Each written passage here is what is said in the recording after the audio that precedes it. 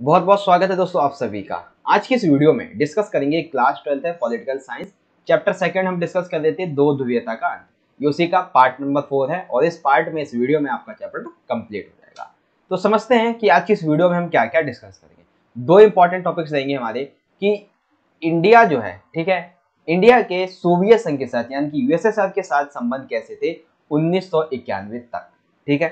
और 1991 के बाद जब ये विघटित हो गया तब रूस के साथ इसके संबंध कैसे रहे हैं, इसके संबंध में। तो पहला टॉपिक सोवियत संघ और दूसरा रूस के साथ संबंध, ठीक है। एकदम बहुत आसान तरीके से समझाऊंगा, 15 मिनट में हमारा ये जो वीडियो है वो कंप्लीट हो जाएगा, 12 से 15 मिनट। पहला टॉपिक समझते हैं भारत और जो सोवियत संघ है इसके संबंध। तो चलिए सबसे पहले समझेंगे हम सामाजिक कह लीजिए या फिर सांस्कृतिक कह लीजिए, ठीक है।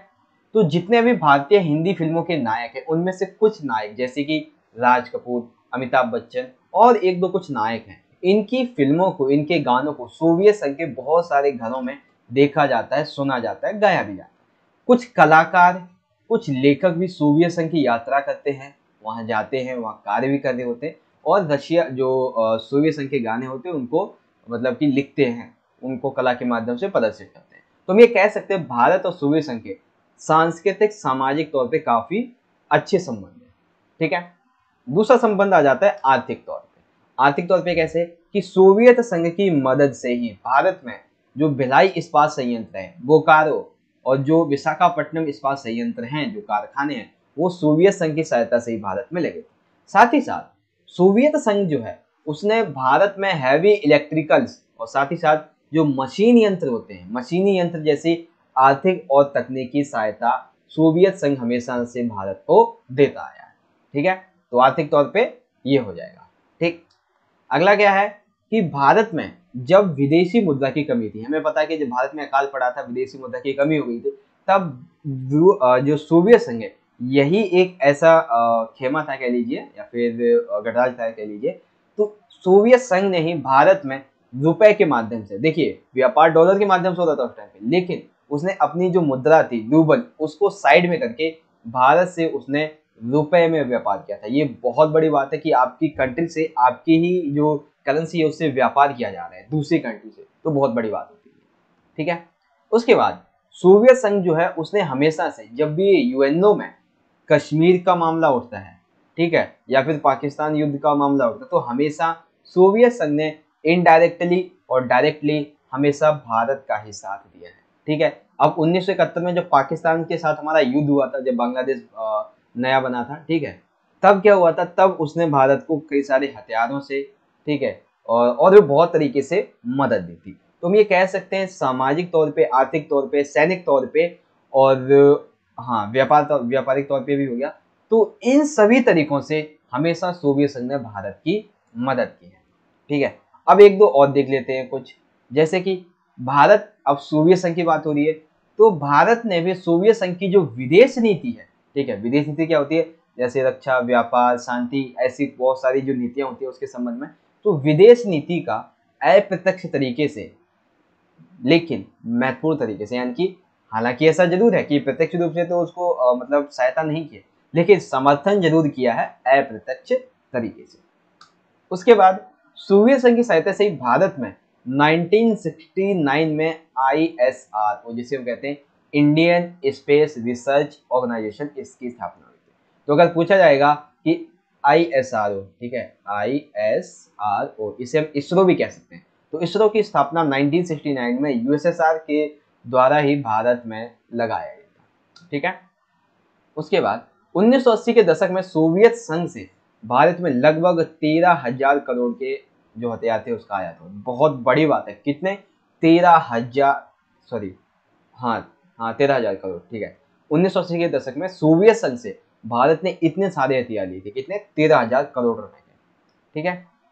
और समय समय पर जो सोवियत संघ है वो भी भारत को लड़ाकू विमान देता रहता है, युद्धपोत देता रहता है, हेलीकॉप्टर उपलब्ध कराता रहता है। तो एक तरीके से हम ये कह सकते हैं कि भारत के द्वारा जो और जो सोवियत संघ है दोनों की मदद की जाती है। सोवियत संघ के द्वारा जो है सामाजिक तौर पे, ठीक है, मैंने आपको बता दिया पहले ही, सामाजिक तौर पे, साथ ही साथ फिर आर्थिक तौर पे और फिर व्यापारिक तौर पे हम कह सकते हैं, और जो सैनिक तौर है, सैनिक तौर पे, हथियारों के तौर पे, बहुत तरीके से सोवियत संघ ने भारत की हमेशा से मदद की है। ठीक है, ये चीज आपको यहाँ पे समझ में आ गई इस तरीके से। तो ये संबंध थे कुछ भारत और सोवियत संघ के, समझ में आ गया होगा आप सभी को, आई होप। चलिए आगे बढ़ते हैं अगले टॉपिक की तरफ। तो अगले टॉपिक पे बढ़ने से पहले अगर आपका कोई डाउट है तो आप मुझे चाहे तो कमेंट बॉक्स में पूछ सकते हैं, या फिर अगर आपकी कोई क्वेरी है, कोई क्वेश्चन है, तो आप मुझे इंस्टाग्राम पे मैसेज कर सकते हैं। इंस्टाग्राम पे आपको जो हमारा अकाउंट है वो जस्ट स्मार्ट नॉलेज के नाम से मिल जाएगा। आपको यहाँ पे सर्च करना है और इस चैनल के आइकन पे जाकर फॉलो कर लेना है। ठीक है, चलिए शुरुआत करते हैं दूसरे टॉपिक की। दूसरा टॉपिक है भारत तथा रूस के संबंध। अब संबंध कैसे हैं भारत तथा रूस के, इसको समझिए। तो एक सेम चीज जो सोवियत संघ के साथ में थी वो आप यहाँ पे डाल देंगे। ठीक है, क्योंकि जैसे संबंध सांस्कृतिक तौर पे सोवियत संघ के साथ थे वैसे ही रूस के साथ भी थे। ठीक है, ये चीज आप लिख देंगे इजीली तरीके से। उसके बाद दूसरी जो टॉपिक है, जो पॉइंट है, वो है बोरिस येल्तसिन की घोषणा 1992 में, जब सोवियत संघ का विघटन हो गया उसके अगले साल। तो भारत के रूस के साथ संबंध वैसे ही रहेंगे। येल्तसिन ने कहा कि भारत और रूस के संबंध वैसे ही रहेंगे जैसे सोवियत संघ के विघटन से पहले भारत और सोवियत संघ के रहे थे। इसी को चलते हुए भारत और रूस ने अपने संबंधों को और मजबूत बनाते हुए 2008 में भारत में रूसी वर्ष मनाया गया और 2009 में रूस में भारतीय वर्ष मनाया गया था। ठीक है, तो इस तरीके से हम कह सकते हैं कि बोरिस येल्तसिन की जो घोषणा थी वो काफी अहम रोल प्ले करती है भारत और रूस के संबंधों को लेकर। अगला पॉइंट समझिए, भारत रूस के लिए अगर हथियारों की बात करें कि रूस से सबसे ज्यादा हथियार कौन खरीदता है, तो उस मामले में जो भारत है वो रूसी हथियारों का दूसरा सबसे बड़ा खरीदार है। साथ ही साथ अधिक से अधिक जो हमारे सैनिक सामान होते हैं, जो हथियार होते हैं, वो हम कहाँ से लेते हैं, रूस से लेते हैं। अभी आप करंट अफेयर्स में देखोगे तो मुझे उसका नाम याद तो नहीं है, लेकिन कुछ इस तरीके से 400 नाम कुछ है उसका, एच या ए कुछ इस तरीके से। ठीक है, तो वो अभी भारत जो है वो करंट टाइम में रूस से खरीद रहा है, जिसको लेकर अमेरिका ने जो भारत है उस पर एक नाम है कास्टा वेवे कुछ तरीके से, उसको सैंक्शन नहीं लगाया है, क्योंकि वो कहता है कि भाई चीन जो है उससे हो सकता है इसको खतरा हो, इसलिए वो एक करंट अफेयर की बात है। लेकिन मैं आपको बता रहा हूँ कि रूस से हमेशा भारत जो है वो खरीदता रहता है हथियार। हथियारों के मामले में दूसरा सबसे बड़ा खरीदार रह चुका है भारत।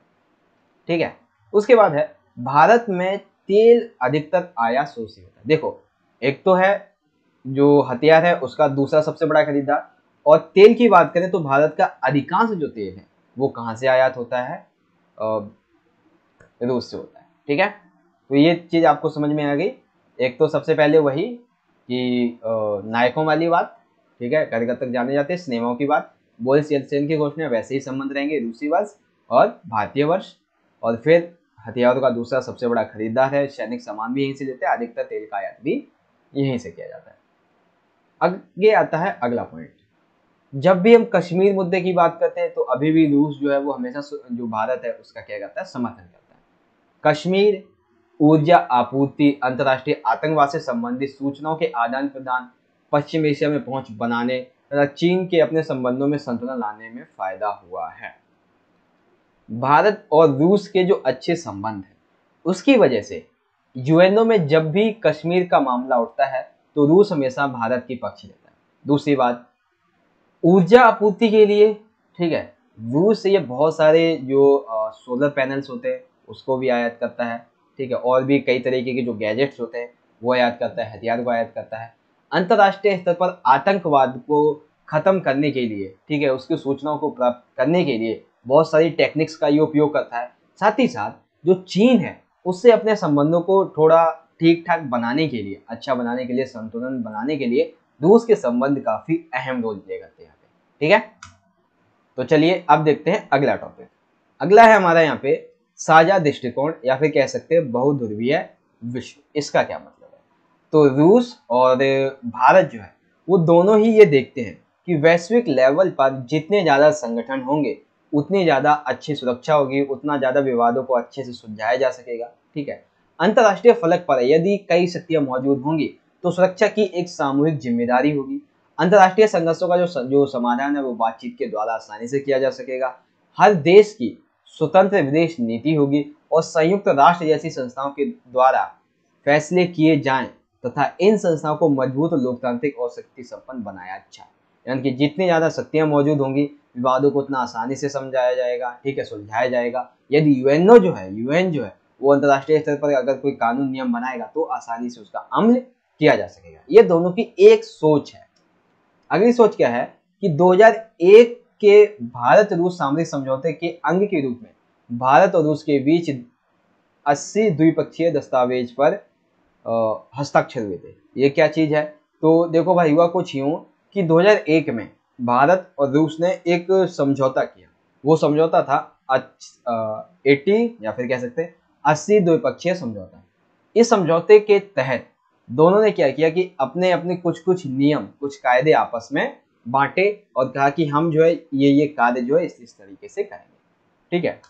उसके बाद भारत और रूस विभिन्न वैज्ञानिक परियोजनाओं में साझेदार है, यानी कि भारत और रूस दोनों ही मिलकर कुछ वैज्ञानिक परियोजनाएं चला रहे हैं। जैसे कि परमाणविक परियोजना है, भारत के अंतरिक्ष उद्योग में भी जरूरत के वक्त क्रायोजेनिक रॉकेट देकर मदद की, यानी कि परमाणविक योजना। और जब भारत के पास में रॉकेट नहीं था अंतरिक्ष में भेजने के लिए, तब रूस ने भारत की मदद की थी क्रायोजेनिक रॉकेट देकर, ठीक है। तो ये कुछ भारत और रूस के संबंध थे। तो आई होप आपको यहाँ पे इजीली तरीके से सारी चीजें समझ में आ गई होंगी। तो आज हमने जो भी पढ़ा है वो मैं आपको यहाँ पे दोबारा से समझा देता हूँ। तो सबसे पहले हमने भारत और सोवियत संघ के जो संबंध हैं इसके बारे में यहाँ पे जाना, ठीक है, और कुछ संबंध यहाँ पे देन इंस्टा पे फॉलो नहीं किया तो कर लीजिएगा। उसके बाद भारत और रूस के कैसे संबंध है इसको हमने जाना। देन आखिरी में फिर से वही संबंधों के बारे में थोड़ा जाना। तो इस तरीके से आज की हमारी जो वीडियो थी वो यहाँ पे हम एंड करते हैं।